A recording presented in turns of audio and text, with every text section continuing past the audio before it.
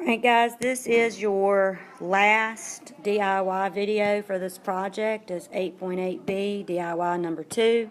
It's pretty similar to number 1 except for the fact that we are going to write inequalities given real world problems instead of equations. So let's take a look at an inequality, and remember the only difference between an inequality and an equation is this.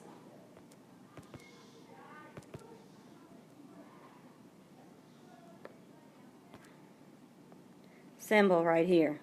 That is a less than symbol. So what that means is that this left side of my inequality is less than the right side of my inequality. So we know how to solve these, but now we're going to write real-world problems given the actual inequality. So it's pretty much the same routine with equations. You need to take a look at your variable and think, what could this variable represent? That's what you are solving for if you were to solve it. So you choose an unknown quantity that can be represented by the variable, and then represent each side of the inequality with the verbal expression, just like we did before. So I'm going to use t-shirts, for example. So I can say that t-shirts cost $16.50 here. N is the number of t-shirts. So then I could also say here on the left side that I'm going to get a $2 discount for those t-shirts. And then I could say that that's less than my t-shirts costing $18 each minus $5 off the total of the t-shirts. And same here, $2 off the total of the t-shirts. So N represents my t-shirts. The number of t-shirts, $16.50, represents the total.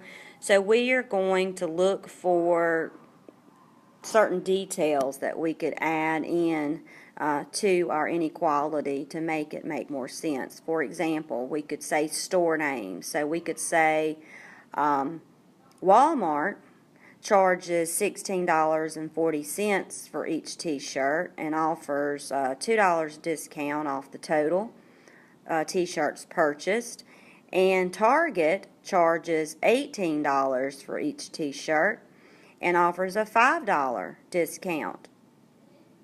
So how many t-shirts must you buy at Walmart for the total cost to be less expensive than the total cost at Target?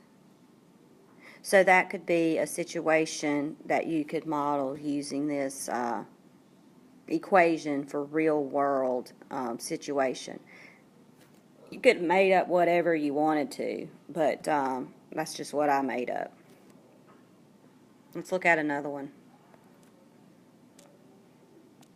Alright, so here is another inequality that says 2/3 n minus 5 is greater than 3/5 n plus 1.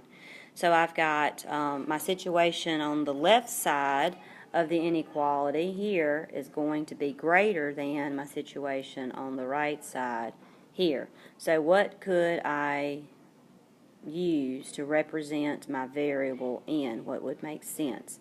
So I could say a real world problem given this inequality, or real world situation given this inequality could be something like this.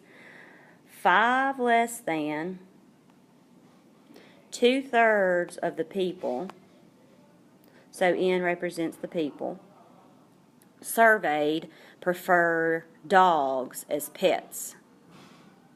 1 more than 3/5 of the people surveyed prefer cats. If more people prefer dogs,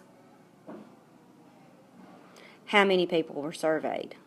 So I'm looking for the total number of people that were surveyed. And my dogs, I said dogs were over here, cats were over here, and I need dogs to be more than the people that liked cats. So guys, this is pretty much it for matching these situations. So go try your evidence and get ready for everything, because this project is almost a wrap.